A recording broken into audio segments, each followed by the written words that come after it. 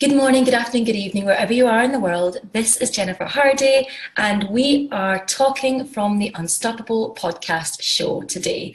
I hope you're having a beautiful day or evening wherever you are. So today I am joined with the beautiful Sharon Woodcock, and we are going to have a chat all around storytelling for your business. Hi Sharon, how are you doing today? I'm doing really well, thank you. Hello. Excellent. Hello, everyone listening. This is such a fun show. We always get lots of great feedback about it. So, welcome to it today. I hope you enjoy your time with us and getting to share a little bit about you and what you do, and of course, your mission. So, I know, Sharon, that you help female entrepreneurs to get clarity on their business vision and offerings to the world and to create awesome content and stories that connect with their target audience, which is something that is absolutely crucial when you're on this digital space, isn't it? It absolutely is. Yeah, I think people forget that, underneath all this messaging that we're doing, putting out constant content, Yeah. that there is much more depth to what we have to say. And so I really help people to connect with that message so that they can ideally connect with their ideal clients. Absolutely. And I think as well, people are still stuck in the old way of marketing, which is, and I mean, I am guilty of it. I absolutely adore putting up some quotes on my Instagram and things like Yeah. that, just throwing things out there that resonate with me and that I love to look at. But people do want more than that, don't they? They really want to get to know, like, and trust you and what you're all about and kind of know like all the nitty gritty about what you've been through and what's happened and why you're doing what you're doing now. Yeah, because without that, really, it's just image and gloss and very superficial, surface level stuff, really. And how are people going to really truly get to know you if that's all that you're putting out? And I absolutely love putting quotes out Yes, too. so do I. And when I'm feeling lazy or if I just want to, put a blend of messaging out there, Yeah, then quotes are definitely in that space because absolutely. they're inspiring, they're motivational, and they help to position you too. Yeah. But we can't formulate all of our messaging around that, can we? Yeah, So exactly. yeah. It used to be that that was the thing to do. Well, I'm trying to think. Yeah, probably about 10 years ago, when Instagram, I don't even know if Instagram is 10 years old. It must be now, my. But Possibly. when Instagram opened up, Mm, there were some people that had massive success by, not getting too deep in their messaging and actually just putting out these motivational quotes, and that was attracting people. But it's because it was a very new space. So even if you were doing that, you were almost standing yourself apart anyway, because mm, someone that was building an audience through just that. For example, the Boss Babe Network, their whole brand at the beginning within Instagram was built on these quotes on a pink background with black writing, and it was very, very simple. But they just, skyrocketed. But you just can't get away with doing that now. That there has to be more substance, like you were saying, I think.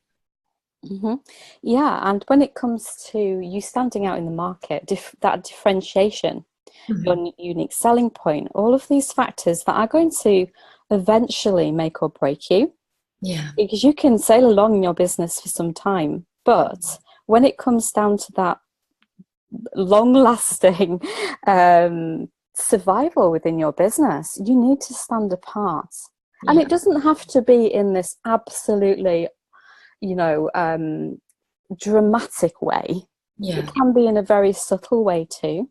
Yeah. I Absolutely. think I think that stories really help to connect with people's emotions. And you think about throughout time, throughout history, we've told each other stories. It's been the way that we've created community. You think back to the days when we didn't have television and radio. I know it's hard to imagine. I know. Before Instagram, when people got around they all collected and got together in the evenings and sat by the fire, they told stories. And Yeah. it might have been about the past and, ancestry and all that kind of thing, and there'd be all sorts of folklore as well. Yeah. But then there's the everyday stories that are constantly happening to us that we recount. Yeah.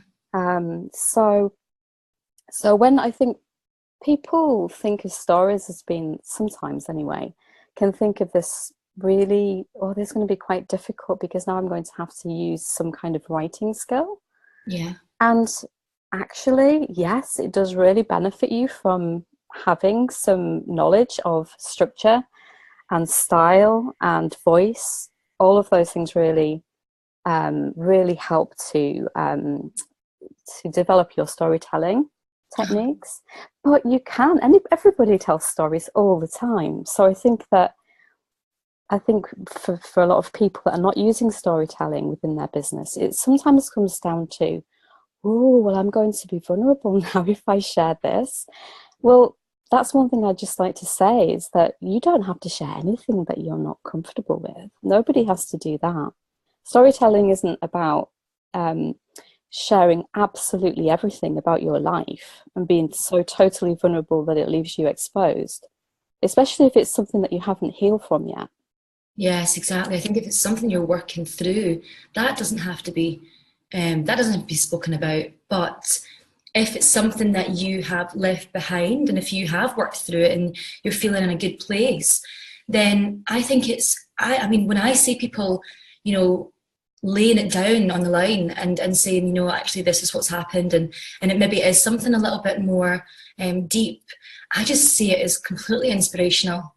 Because I still struggle with being completely open and authentic, because there are still things that I'm not ready to share yet. Mm-hmm. When I see other people do it, it really motivates me to be like, you kind of sometimes need to take yourself out of the picture a little bit and kind of say, well, yes, this happened, but actually it's been a massive lesson, and it's a good lesson to have learned. Now let me talk about it in the hope that it inspired other people to take the right action whenever the kind of thing comes up.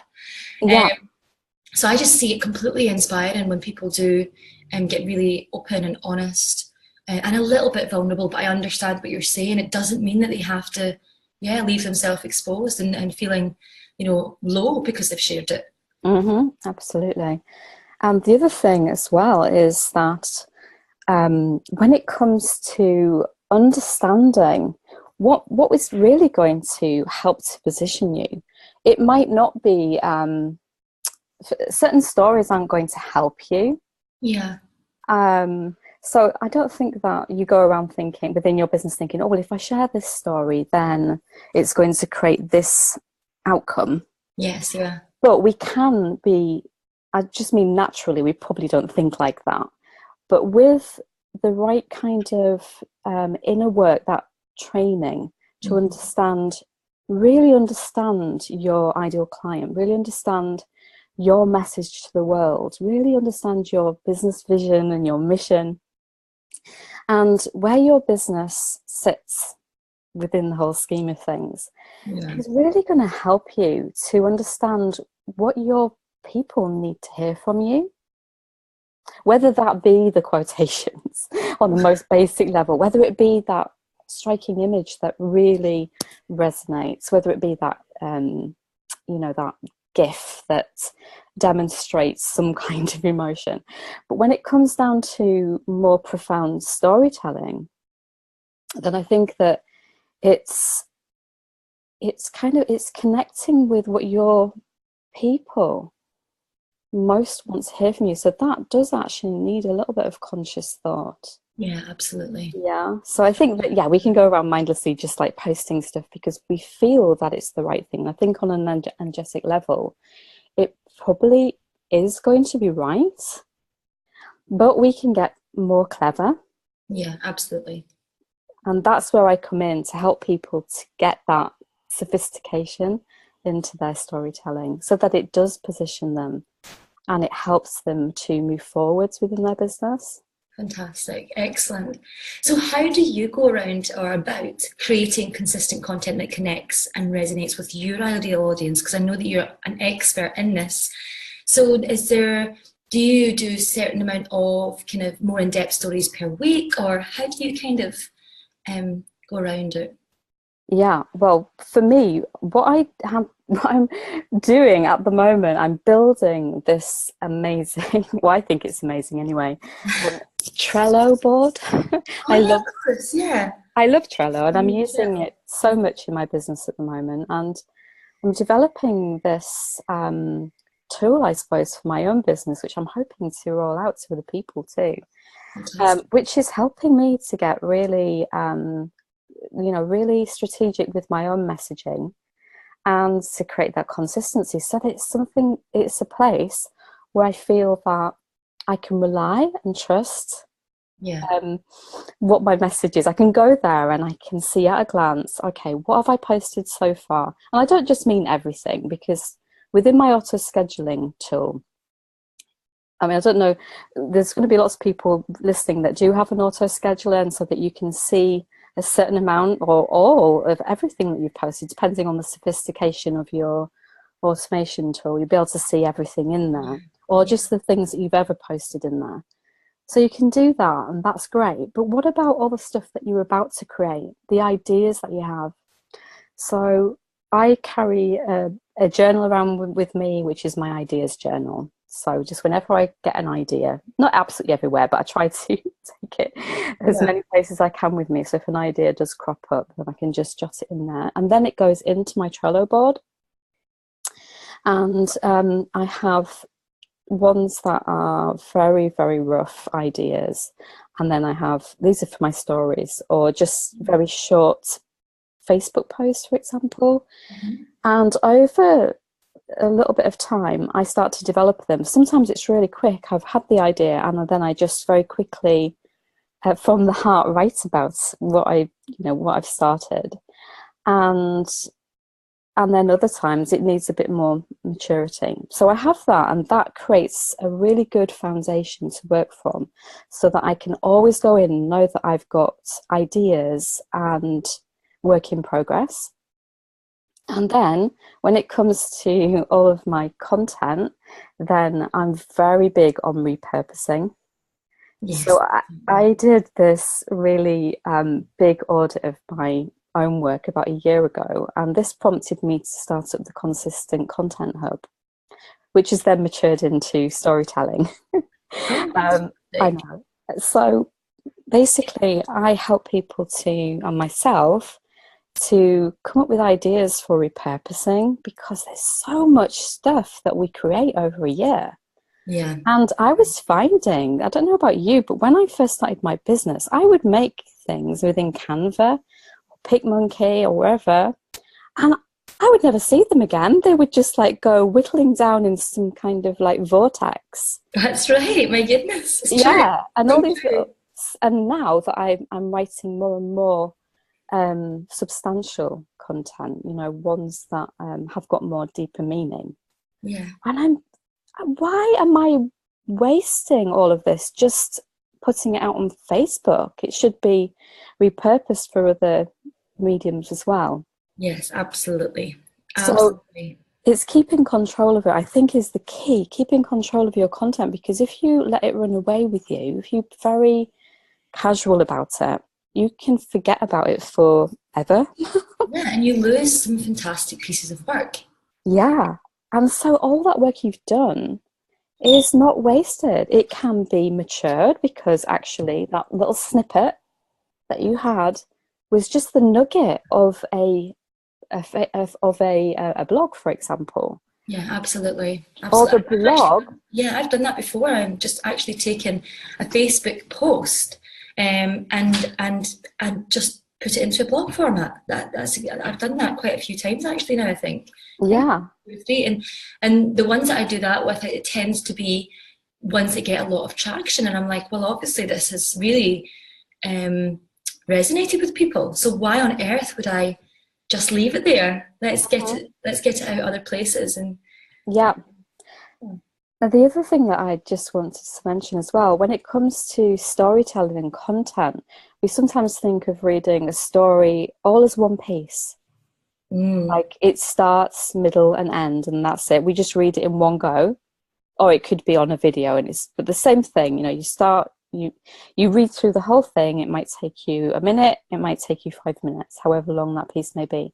But a story, if you think of it as a narrative, can be fed, drip fed over a period of time. Yeah. So you're very, what's the word, feeding people with information so that it builds the story.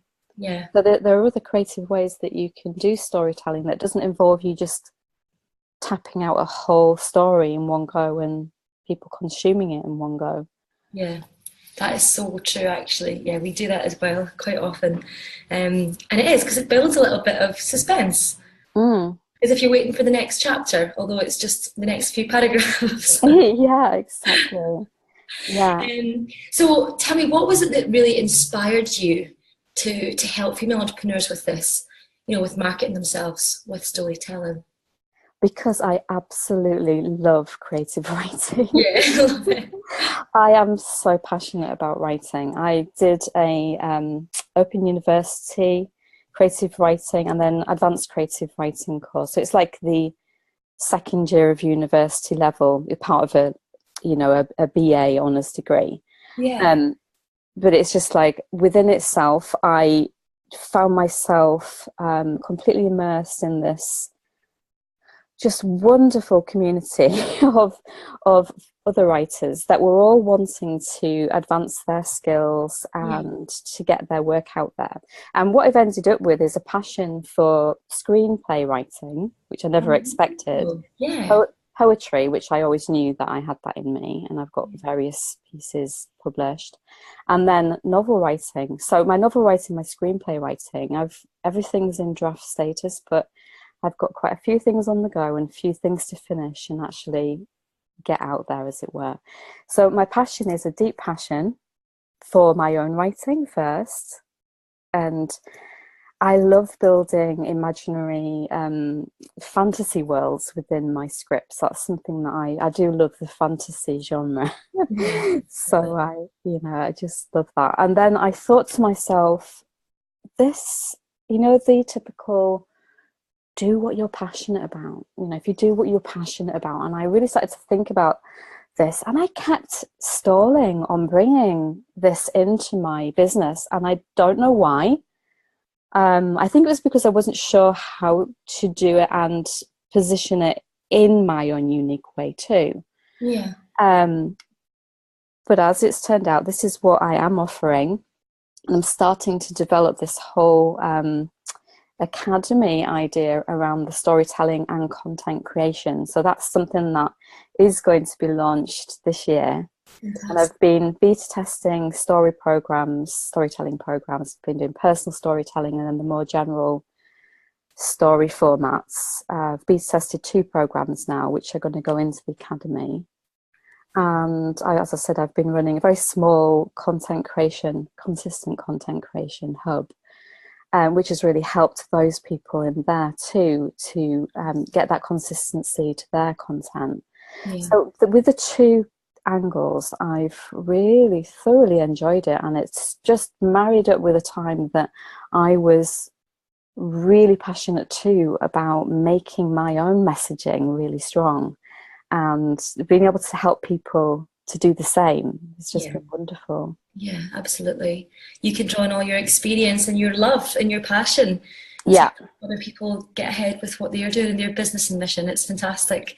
So tell us, because there will be people out there wanting to know exactly how they can find you, because I know from working with all the women that I work with that this can be a big sticking point for people, because they, like you said, they feel as if they have to have, a degree in creative writing, or they think they have to have studied. And yes, of course, it's fantastic to have a little bit of that, but actually, like you said before, we are natural storytellers. It's what we do.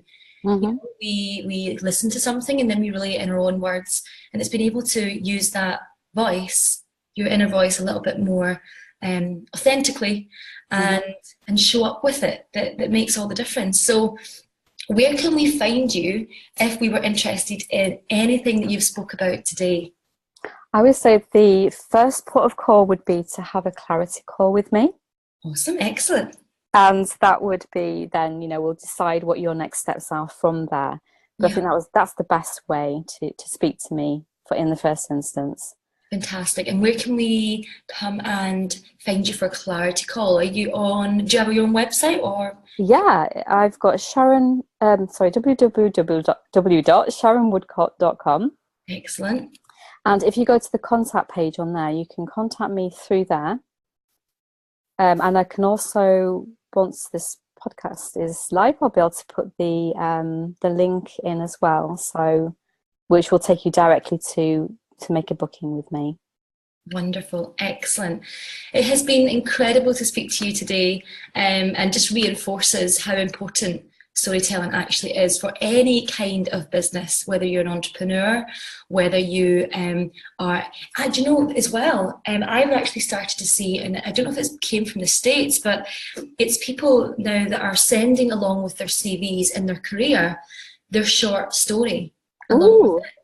And I'm like, that is just genius, because it kind of kills two birds with one stone. It's like, okay, here is the timeline of events and the jobs. Here's my actual story about what else I have going on behind the scenes, because you don't always get to talk about the fact that you've got family and all that kind of stuff within your CV. I love that. That really helps you to get to know the whole person, doesn't it? Absolutely. And that's actually what I've been doing. So when I've been writing away to media, you know, trying to get more media on my side, podcasts, shows, speaking gigs, anything like that, I now send away a one sheet, but then I also back up with my short story. Oh, well, that's wonderful. It's really good. It works really well. So yes, if you're wanting to create something like that, Sharon would be the person that you would be wanting to speak to. But yes, Sharon, thank you so much for being on the show today. I really loved speaking to you. It's been a pleasure. And the same to you as well. It's been wonderful. Thank you. Thank you. It's been great to get to know you. So I will say again, good morning, good afternoon, good evening, whoever is out there listening to this episode today. I hope you enjoyed it. And if you did, make sure that you share it. And of course, drop a couple of comments or likes below. As you just heard there, Sharon's information will all be down below, and you can just go and click on the links to get to her, and you can read a little bit more about her too. And if you want to find out more about Unstoppable, the details for that will just be underneath that again. So I hope you have a lovely day or night, and we will be speaking to you again real soon. Take care.